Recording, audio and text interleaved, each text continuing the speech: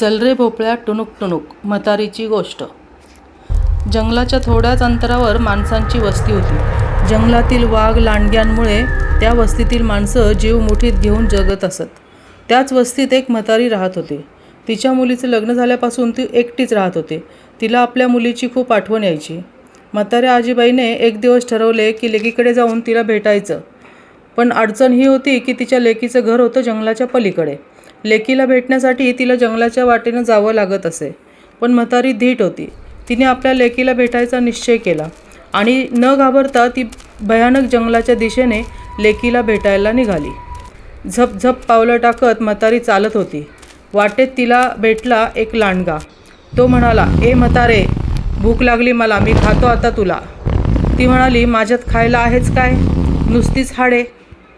लेकीकडे जाईन, 4 दिवस राहीन, तूप रोटी खाईन, जाडजूड होऊन येईन, मग तू मला खा. लांडगा म्हणाला, तू बोलत तर खरं आहेस, पण लवकर ये हं, मी वाट पाहीन. म्हातारी म्हणाली, अगदी खरं. लांडग्याने तिला जाऊ दिलं. म्हातारी पुढे निघाली. मग तिला भेटला एक वाघ. तो वाघ म्हणाला, म्हातारे, खातो आता तुला. म्हातारी म्हणाली, वाघोबा, माझ्यात खायला आहेच काय, नुसतीच हाडे.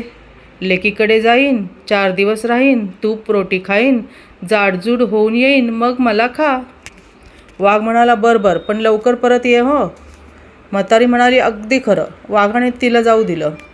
म्हातारी लेकीकडे गेली. थोडे दिवस राहिली. तूप रोटी खाऊन जाडजूड झाली. मग लेकीला म्हणाली, मुली, आता मी घरी जाते ग. लेक म्हणाली, आई, आणखी 4 दिवस राहा ना. म्हातारी म्हणाली, नको ग बाई, जंगलात लांडगा माझी वाट बघतोय, वाघ माझी वाट बघतोय. मुलीला आईची काळजी समजली.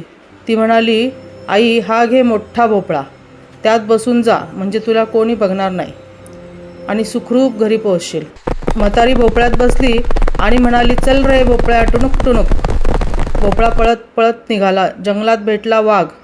तो म्हणाला, भोपळ्या भोपळ्या, म्हातारीला पाहिलंच का रे. भोपळ्यातून म्हातारी म्हणाली, म्हातारी बितारी मला नाही ठाऊक, चल रे भोपळ्या टुणूक टुणूक. भोपळा जोरात पळत सुटला. वाघाला संशय आला. तोही भोपळ्याच्या मागे मागे पळत सुटला. वाटेत भेटला लांडगा. त्याने भोपळ्याला अडवले. म्हातारीला बाहेर काढले. मग म्हणाला, म्हातारे, मला फसवतेस काय, आता मी तुला खाणार. एवढ्यात वाघही तिथे आला. तो म्हणाला, मीच खाणार म्हातारीला. लांडगा म्हणाला, मी खाणार. वाघ म्हणाला, मी खाणार. दोघांचे भांडण जुंपले. ते पाहून म्हातारी गुपचूप भोपळ्यात बसली आणि म्हणाली, चल रे भोपळ्या